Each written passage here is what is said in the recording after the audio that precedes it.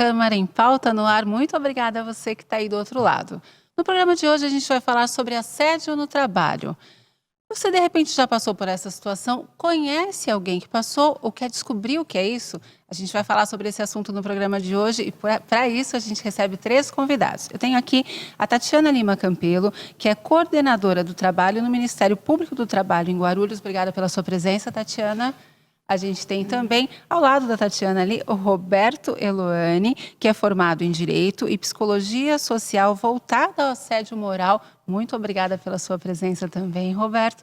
E a gente tem ali o José Roberto Chebá, que é diretor da ACE, a Associação Empresarial e Comercial de Guarulhos. A gente vai começar o nosso bate-papo aqui, agradeço também a sua presença, agradeço a vocês 3, e a gente vai começar aqui o nosso bate-papo falando exatamente sobre o que é assédio moral, porque muitas vezes a gente, de repente, não tem essa noção. Acha que é uma postura normal do chefe, que é assim mesmo, pode falar desse jeito, e acaba levando uma situação que se estende por algum tempo e acaba prejudicando esse profissional, essa pessoa que está trabalhando.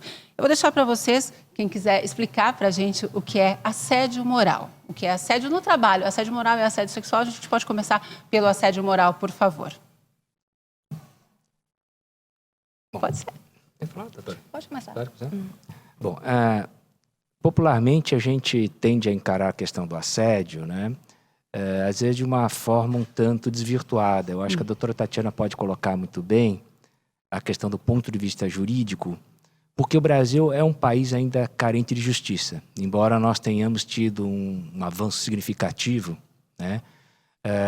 Graças à atuação do Ministério Público e mesmo da magistratura. Hoje a gente tem uma geração de jovens procuradores, promotores e juízes que têm feito com que a lei não seja apenas para inglês ver, né? Mas a população tem uma carência, eu repito, uma carência de justiça, né? Isso faz com que muitas vezes se atribua ao assédio moral aquilo que não pertence a esse dispositivo, não pertence a esse conceito, não é assédio. Pode ser um outro tipo de ilícito, né? Certo. Mas não é assédio. Mas as pessoas, como são muito carentes, né? Então, muitas vezes as pessoas, por exemplo, há um impedimento de greve, simplesmente, e falam, bom, esse impedimento de greve, essa não aceitação da greve é assédio moral. Não, né? Pode ser um ilícito, pode ser uma injustiça, pode ser passível de punição e deve ser punida muitas vezes, mas não é assédio moral. O assédio moral, ele se expressa por um conjunto de humilhações, ele não é um ato só, né? Ele não é uma coisa só. Geralmente, ele é um conjunto de atos. A gente até, no nosso texto, no livro, junto com Magda Barreto, a gente fala constelação de atos, né?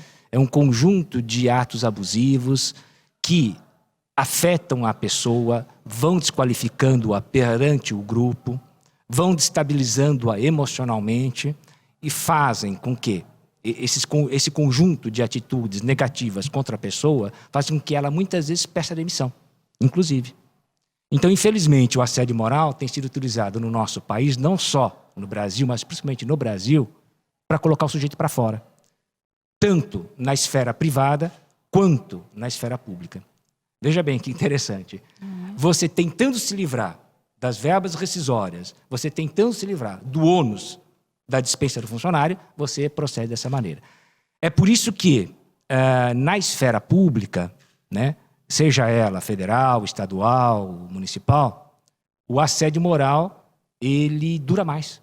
Porque a pessoa, tentando se proteger, tentando garantir uma carreira, muitas vezes feita depois de 20, 25, 30 anos, né, Margarida e eu acompanhamos casos com 6, 7 anos de duração, a pessoa fica heroicamente sendo torturada, mas não abre mão do seu cargo. Não é? Então você vai ter casos, inclusive, que levam a uma ideação suicida, quer dizer, uma ideia de suicídio e depois, inclusive, a um suicídio. Em função dessa tortura psicológica que existe naquela pessoa. Então, o assédio, ele acontece com uma pessoa por um longo tempo ou por algum tempo. Um grupo, ele pode ser assediado, então, todo um setor sofrer assédio moral, ou assédio moral ele é feito com uma única pessoa? Como é que é essa situação? Então, a questão do assédio moral, no caso, por exemplo, o assediador ele pode mirar em apenas o empregado e o ato praticado em face daquele empregado, ele tem um efeito em relação a todos os outros trabalhadores, então ocorre uma intimidação em relação aos outros trabalhadores, que até por medo também não fazem a denúncia, não fazem nada, porque eles têm medo também do assediador mudar o foco e virar para ele. Ou pode também estar direcionado ao grupo inteiro. Nós temos hoje também o assédio moral organizacional, que é a pressão de metas, de atingimento de metas estabelecidas pelo empregador, que, em regra, ela também é direcionada a todos os empregados. Mas, assim, em relação ao assédio moral, o que é importante a gente destacar é que, no início, esse ato ele aparece inofensivo. Então, a vítima vai levando como uma brincadeira, ela não tem coragem de se mostrar que ela está chateada com aquela humilhação. Só que, a cada dia, ela vai chegando em casa humilhada, ela vai ficando mais acuada, e com a repetição desses atos, porque o assédio moral, para a caracterização dele, ele exige um ato continuado, ele é repetitivo. Então, vai ocasionando uma série de problemas psicológicos no empregado.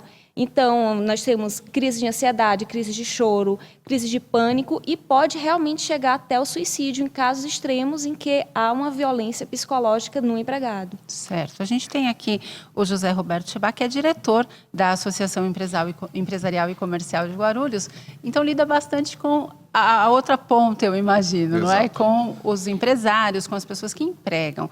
A ACE faz algum tipo de curso, de reunião com as pessoas para explicar essa situação, para passar para as pessoas, para os empregadores, a postura ideal? Como é que é, José Roberto? Faz. A associação comercial tem um foco muito bem direcionado do ponto de vista do empresariado local, no sentido da conscientização, né? E essa conscientização passa dentro da entidade, não só da associação comercial, como outras entidades da sociedade civil organizada da cidade de Guarulhos, passa por cursos, por palestras e por interações desses empresários com a entidade, né? O que é importante, talvez, destacar na fala dos nossos dois companheiros de bancada é a questão da sistematização da conduta do agressor, né? É preciso que haja, de fato, uma divisão daquilo que é o assédio moral e daquilo que não se configura assédio moral, né? No caso da atitude repetida, sistemática do agressor, seja ele do mesmo nível ou de um nível ascendente do empregado, essa conduta sistemática, com o ânimo de excluir o empregado, é que de fato caracteriza. E às vezes vai além. Muitas vezes a justiça entende que é preciso a caracterização do dano psicológico, não é?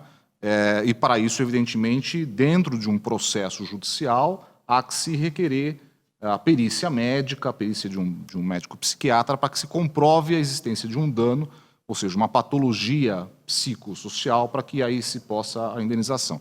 Evidentemente que são assuntos discutíveis e são assuntos que talvez não estejam absolutamente pacificados, mas o mais importante, quando a associação comercial intervém no sentido de esclarecer o empresariado, é no sentido de evitar brincadeiras repetitivas, conscientizar este empresariado, essas chefias ou mesmo os empregados imediatos a terem uma conduta muito mais profissional do que propriamente na interação interpessoal de funcionários, desobedecer normas de conduta que se tem como padrão, né, dos relacionamentos interpessoais hoje em dia.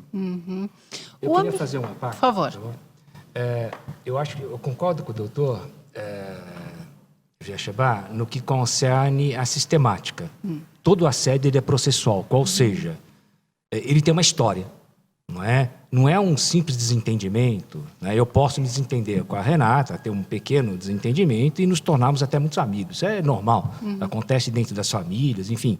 A gente não pode, de jeito nenhum, achar que toda a comunicação, muitas vezes infeliz, um ato isolado, situacional, é assédio.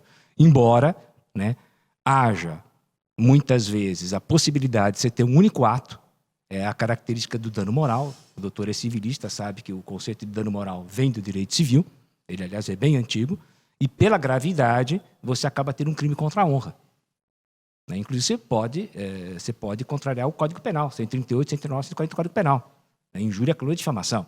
Então, veja bem, nós temos situações que, embora sejam constituídas de um único ato, pela gravidade, você não pode considerar simplesmente um deslize linguístico, uma questão semiótica, qual seja, de fala, mas não, é de uma gravidade terrível. Tivemos um caso, por exemplo, num banco que o sujeito, foi um único ato, mas ele estava à procura de um sanitário que estava passando mal, né? Ele tinha comido alguma coisa, ele fez mal, e uma pessoa de fora, inclusive de uma outra agência, um supervisor, simplesmente chegou próximo a ele, na frente dos demais colegas, e disse: olha, veja bem, Bambi, você não precisa subir no segundo andar, não.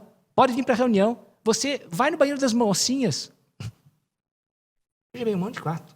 Essa pessoa sequer conhecia praticamente esse funcionário. Mas é tão ofensivo, é tão discriminatório, é tão absurdamente humilhante, que constitui, obviamente, algo passível de punição. Só para eu entender, o senhor disse assim, nós temos um caso, esse caso chegou até o senhor, Sim, é chegou, isso? chegou, Através? Através de site, através esse caso, inclusive, não foi através do site, foi através de um aluno meu. Eu fui professor 22 anos na Fundação Getúlio Vargas, atualmente eu sou professor titular na Unicamp, não dava para ficar nas duas, né? Mas eu mantenho bastante contato com a GV, Entendi. inclusive um ex-aluno me colocou isso, E as pessoas que é um executivo de um banco, só para você ter uma ideia. Só pra Os gente próprios entender a colegas executivos situação. ficaram pasmos com uma atitude absurda, quer dizer, isso não pode passar impune. Outra questão, eu concordo plenamente, acho que o doutor colocou muito bem a sistemática e o processo, né? Quer dizer, não é qualquer coisa, mas no que concerne ao dano psíquico, daí eu discordo, o dano psicológico. Primeiro, é impossível você medir o sofrimento de alguém. Então, hoje tem toda uma jurisprudência em torno disso, né, que não vê essa questão dessa forma. Quer dizer, você pode ter um ou outro jurista que assim interprete, né, mas a maior parte dos doutrinadores não vê essa questão dessa maneira. É praticamente impossível você avaliar a conduta de uma pessoa. Por isso que tem um conceito, inclusive no direito, né, a responsabilidade objetiva, que é um conceito clássico, né, a responsabilidade objetiva, qual seja... Eu não posso xingar uma pessoa, xingar um membro da bancada, xingar um jornalista, você é isso, você é o filho de não sei o que lá, e, obviamente, para a pessoa me processar por injúria, ela ter que provar, afinal de contas, que se sentiu humilhada, que sofreu um dano. Não é assim, não é? Quer dizer, muitas vezes a própria conduta de per si, ela já diz a que veio, mostra a má intenção e mostra o dolo, né? Quer dizer, qual seja, mostra a má fé. Então, eu acho que o doutor colocou muito bem essa questão. A gente não pode confundir com um simples dano moral, né? Não podemos confundir com um atrito, um conflito. Isso eu acho que realmente o doutor colocou muito bem. Seria um desserviço à justiça, né?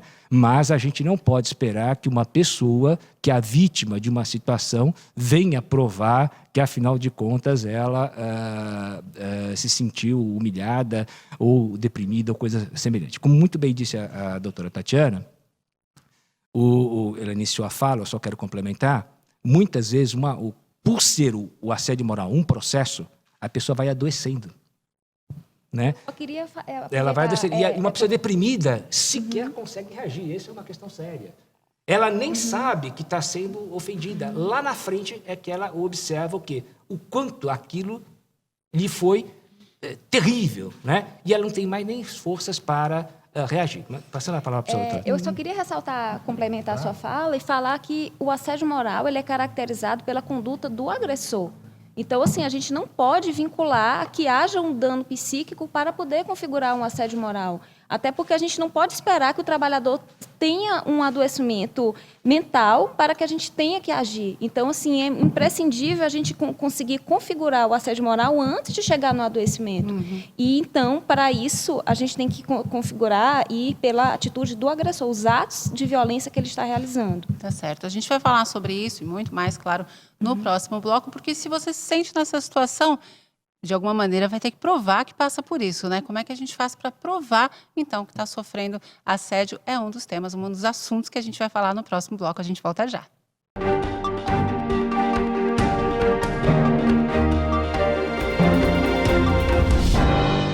Queria parabenizar a TV Câmara, parabenizar aqui o presidente e todos os vereadores pelo trabalho que vem sendo feito e espero que vocês possam continuar contribuindo cada vez mais para levar informação à nossa população e permitir que o cidadão possa participar, dando opiniões, sugestões e ajudando a construir a cidade. E parabéns pela qualidade, porque eu estava dizendo agora há pouco, vez ou outra, estou por aí no trânsito, às vezes até fora de Guarulhos, e aí ligo o celular pela internet, sintonizo, acompanho. Então, a gente fica feliz quando vê essas coisas, porque significa que esse esforço que vocês estão fazendo aqui, tem muita gente que vocês nem estão sabendo, mas que estão do outro lado, acompanhando para e passo tudo que acontece no Legislativo e tudo que acontece na cidade. Parabéns, sucesso e já nasceu bem.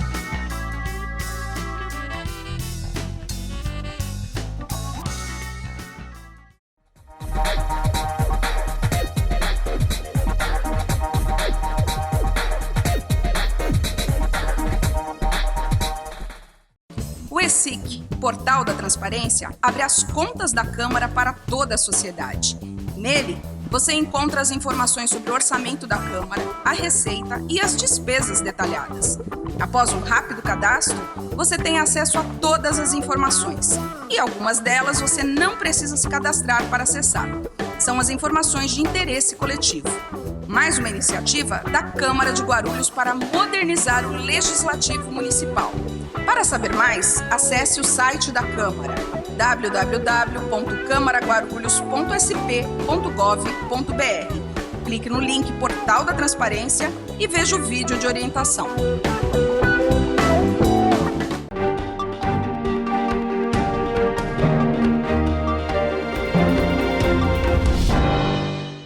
De volta com o Câmara em Pauta, a gente fala hoje sobre assédio no ambiente de trabalho. Eu tenho aqui 3 convidados, a Tatiana Lima Campelo, o Roberto Eloane e o José Pedro Cheba, quem eu peço desculpas, porque chamei no bloco anterior de José Roberto, né? Então, a gente tem o Roberto aqui e o José Pedro ali ao lado, perdão por ter errado o seu nome.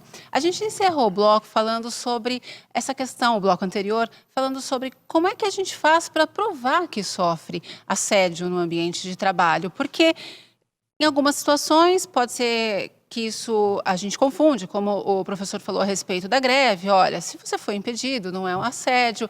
Agora, o Ministério Público do Trabalho está com uma campanha super bacana que mostra, né, um chefe, provavelmente de um lugar onde se tem que cumprir metas, dando um quadrinho, uma foto de incompetente do mês para um funcionário. É uma situação que fica muito claro, existe ali um assédio, mas e quando essa situação não é tão clara assim? Como é que a gente faz para provar? Tem que filmar, tem que tirar foto, precisa de testemunha. Quem é que no local de trabalho vai falar assim, poxa, então eu vou arriscar o meu trabalho e vou lá testemunhar, porque existe também essa situação, né? A pessoa está ali porque ela precisa do trabalho. A gente sai geralmente de manhã para trabalhar, muitas vezes porque gosta bastante, mas também porque precisa trabalhar.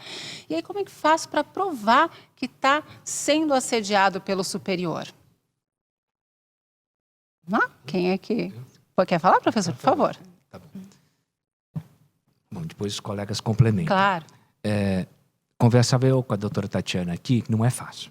Né? Isso é sabido. Não quer dizer que é impossível. Uhum. Só esclarecendo melhor, Renata, você colocou a questão, eu dei o exemplo da greve, né? É claro que simplesmente lá eu fazer uma pressão para que o sujeito não entre em greve, em si, esse ato isolado não é assédio, mas pode fazer parte. Uhum. E às vezes é o começo. Entendi. Aliás, não raro é o começo. É. Então, deixar bem claro que o assédio, muitas vezes, ele é composto por uma série de ilícitos que sozinhos não se caracterizam como tal. São atos. Né? Tentar negociar, falar, gente, vamos negociar. Claro. Isso não é assédio. Não. Óbvio, é isso. Não, claro que não. Né? Quer dizer, eu posso fazer uma negociação aqui entre quem está gerenciando o programa e nós convidados. Ninguém está assediando ninguém. É outra questão. Né?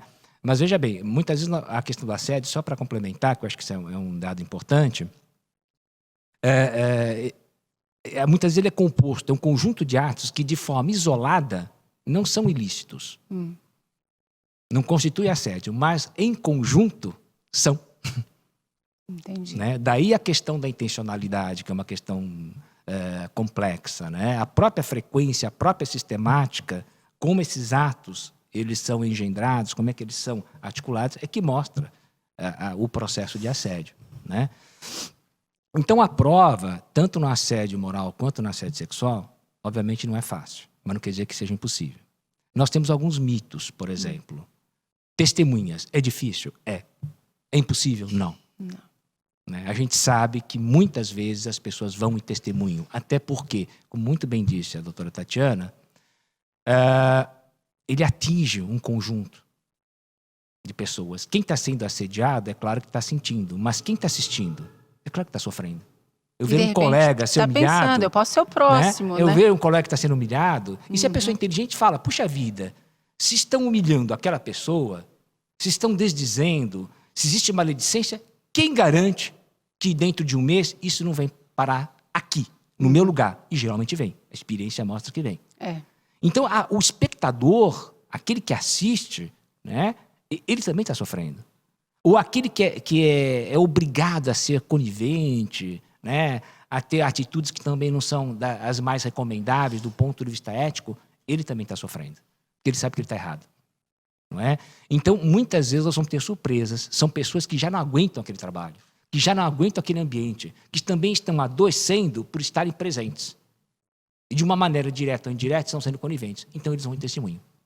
Agora, é claro que não basta que seja a minha palavra contra a do outro, a palavra do outro também. Por isso que a gente recomenda que se faça o quê? Se faça uma espécie de dossiê. Margarida Barreto sempre coloca essa questão, nós colocamos sempre, né? Lá no site, sempre colocamos. Faça um dossiê.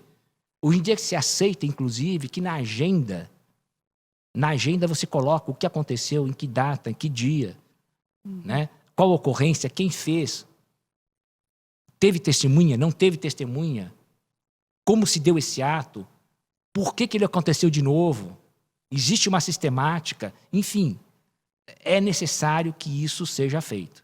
E até, muitas vezes, a gravação, que até pouco tempo era tabu, não se admitia em hipótese alguma, hoje já se começa a admitir.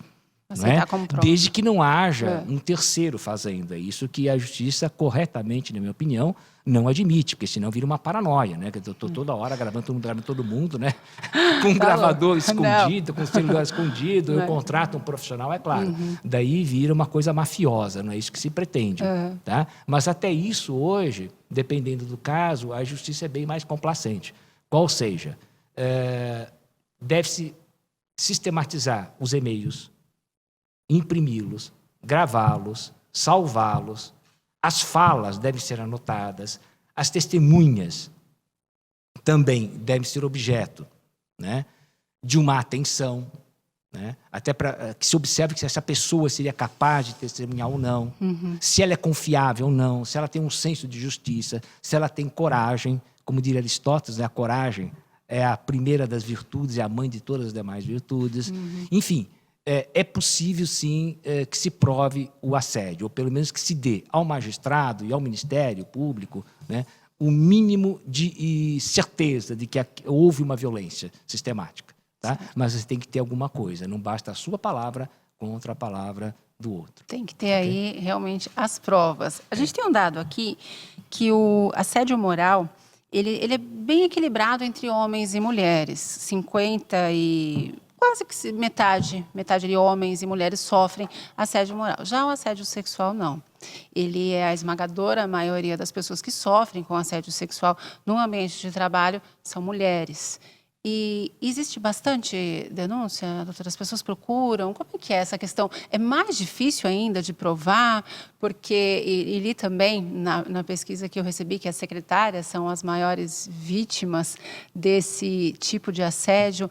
Mais difícil de provar? É da mesma forma? Como é que fica essa situação, desse outro tipo de assédio tão grave quanto o outro assédio que a gente está falando aqui até esse momento?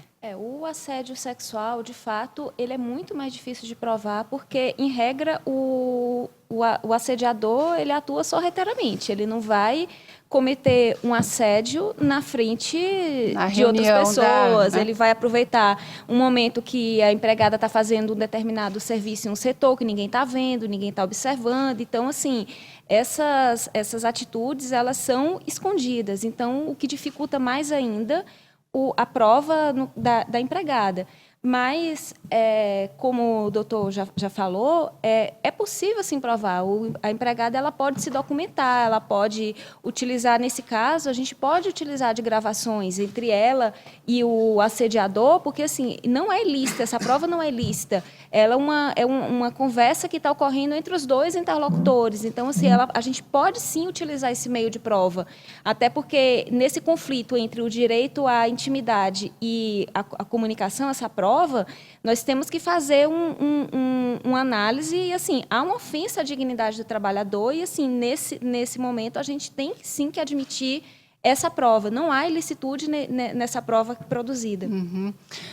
José Pedro, é uma preocupação também na ACE de orientar as pessoas, porque eu imagino o seguinte, vocês lidam ali com os empresários e essas pessoas contratam pessoas que vão lidar com outras. É uma rede, é muita gente, né? São muitas pessoas. Existe essa preocupação também em orientar com relação ao assédio sexual? Existe. Na verdade, a associação comercial, ela preserva a questão da orientação ao empresariado. A associação comercial e empresarial, o foco dela, dos associados, são empresários. Evidentemente que, independente do tamanho da empresa ou da indústria, isso é repassado ao chefe imediato. Só que o controle dentro da empresa é que é muito difícil de ser feito. Porque quando nós falamos em assédio, se você for ver a etimologia, o assédio é a teimosia, é a persistência, a insistência. E isso eu reputo como algo social, né? Algo de princípio, né? Então é muito complicado você exercer um controle pleno de todos os seus funcionários e, não obstante, vai ocorrer em linha geral o assédio moral e de uma forma um pouco mais esparsa o assédio sexual, que ainda eu vejo como um tabu, inclusive em comentários, inclusive em cursos. É um pouco mais difícil a caracterização e os meios de prova. É claro que, retroagindo um pouquinho, a gente falando de meios de prova, qualquer meio de prova nesse sentido é lícito, excluindo, evidentemente, a gravação de áudio de conversas de terceiros. Quando você grava por si, é absolutamente ilícita a prova. Não obstante isso, a gente também tem que destacar a questão da globalização e da tecnologia. Hoje em dia, muitas empresas usam WhatsApp, usam páginas do Facebook, se comunicam invariavelmente por e-mails e outras ferramentas tecnológicas do qual você consegue o registro.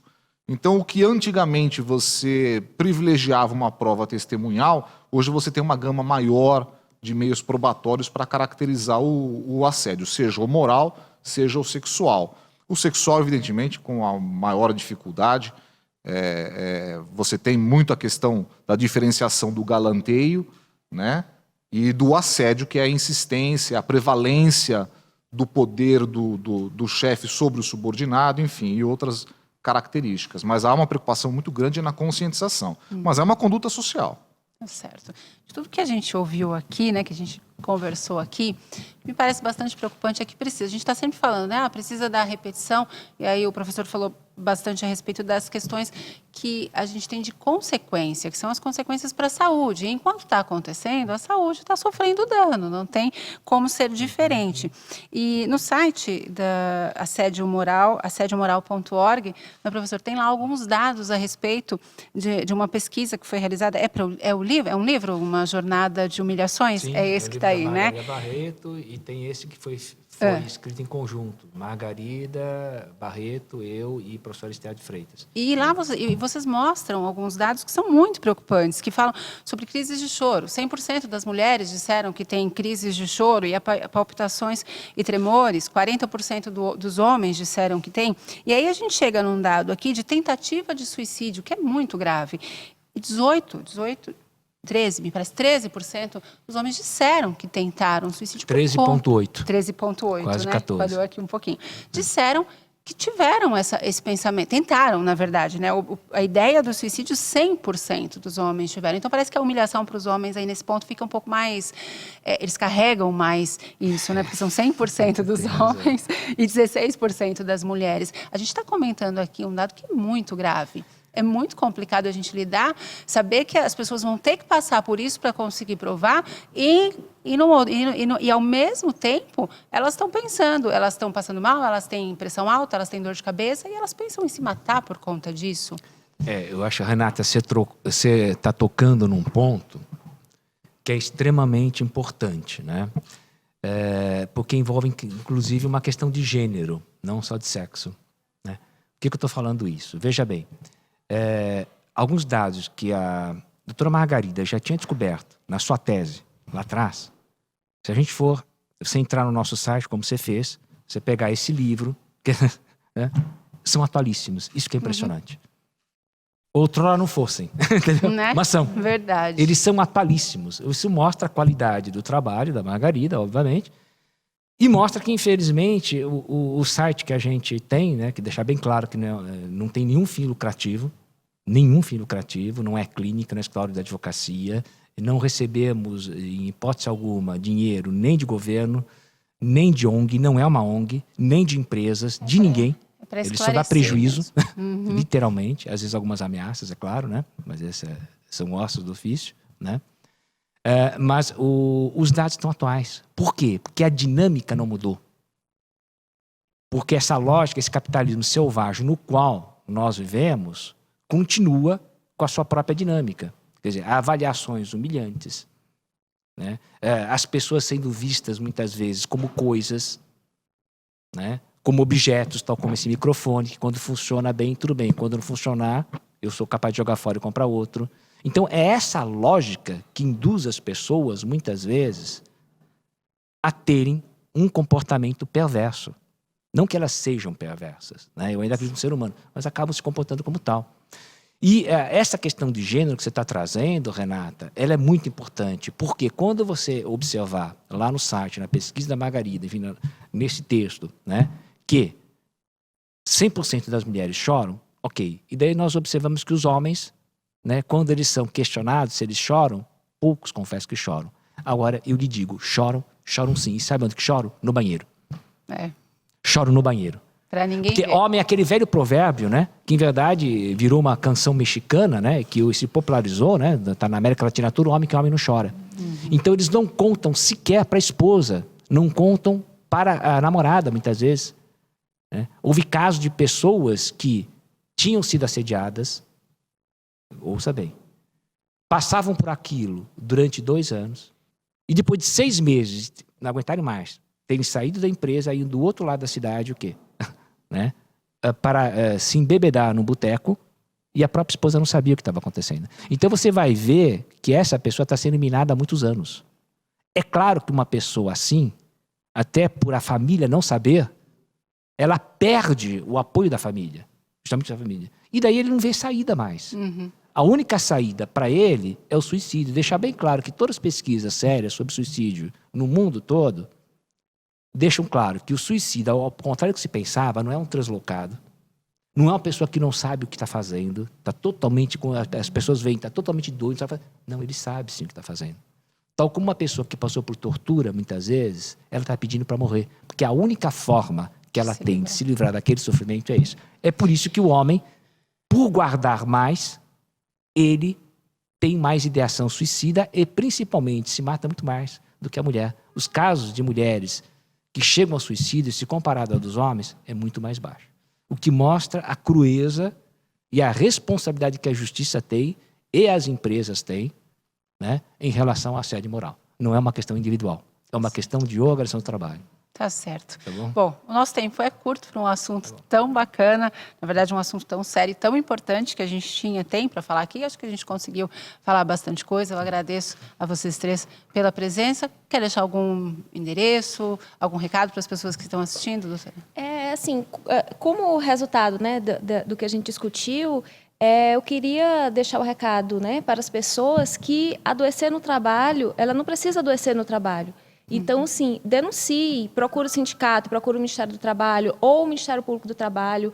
Nós aceitamos denúncias anônimas, então ele pode entrar no site do Ministério Público, www.mpt.gov.br, e denuncie. Não guarde isso para si, porque é um caso de saúde pública e precisa sim ser denunciada e chegar ao conhecimento das autoridades. Tá certo. Obrigada, doutora. Professor? Eu acho que a doutora Tatiana colocou muito bem. Eu acho que o principal é não se isolar, não guardar para si, né? Isso é o principal. Procurar ajuda na justiça, né? A mensagem que eu posso deixar é que as pessoas não encarem a questão do assédio moral como uma questão do outro, né? É uma questão da sociedade que concerne a todas as pessoas, mesmo aquelas que diretamente não estejam envolvidas num processo de assédio, porque poderão vir a estar posteriormente, né? E daí a responsabilidade da Justiça, do Ministério Público, da magistratura, da associação comercial, das empresas e dos pesquisadores da própria academia, né? A gente não pode fazer vistas grossas para uma lógica que perverte o trabalho, que transforma o trabalho num campo de batalha. Como diria Hans Lehmann, que foi um dos pioneiros, né, na questão do assédio moral, ele dizia que o ambiente de trabalho ainda é um local no qual pode se matar sem ter a certeza que será punido. E é isso que a gente não pode admitir.